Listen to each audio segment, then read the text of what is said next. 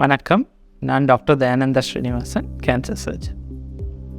Kidneys அதாவது சிறுநீரகம் நம்ம பாடியில் ப்ரொடியூஸ் ஆகிற வேஸ்ட்டை வெளியேற்றுறதுக்கு இருக்கிற ஒரு முக்கியமான ஆர்கன்.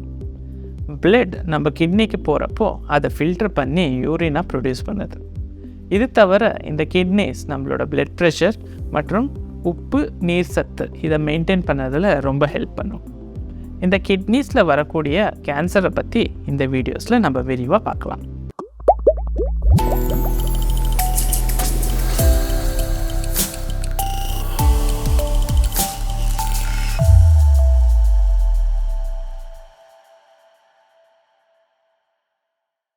கிட்னி கேன்சருக்கான சிம்டம்ஸ் என்னன்றது இப்போ நம்ம டீட்டெயிலாக பார்க்கலாம்.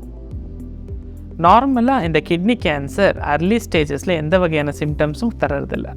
பேஷண்ட்ஸ் மற்ற எதனா காரணத்துக்காக அல்ட்ராசவுண்ட் அப்டமன் பண்ணுறப்போ கிட்னியில் ஒரு கட்டி மாதிரி தென்படலாம். ரெண்டாவது சிம்டம் என்னென்னா, சில பேருக்கு யூரினில் ரத்தம் கலந்து வரலாம். அதை நம்ம ஹெமச்சூரியான்னு சொல்லுவோம். சில பேருக்கு இடுப்பு பகுதியில் வலி தென்படலாம், இல்லைனா இடுப்பு பகுதியில் கட்டி மாதிரி தென்படலாம்.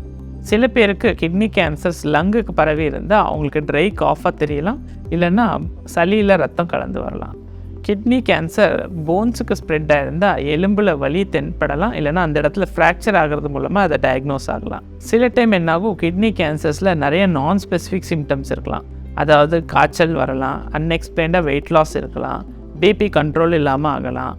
இந்த மாதிரியான சிம்டம்ஸில் கூட கிட்னி கேன்சர் டயக்னோஸ் ஆகலாம்.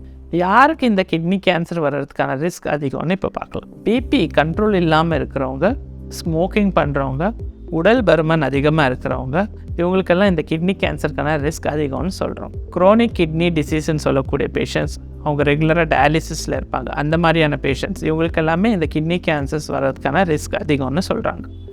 ஃபேமிலியில் யாராச்சும் நெருங்கிய உறவினர்களுக்கு கிட்னி கேன்சர்ஸ் இருந்துச்சுன்னா அவங்களுக்குமே ரிஸ்க் ஃபேக்டர் அதிகம்னு சொல்கிறோம். இந்த வகையான சிம்டம்ஸ் இருந்துச்சுன்னா உடனே உங்கள் ஃபேமிலி டாக்டர் அல்லது ஆன்காலஜிஸ்ட்டை கன்சல்ட் பண்ணுறது நல்லது.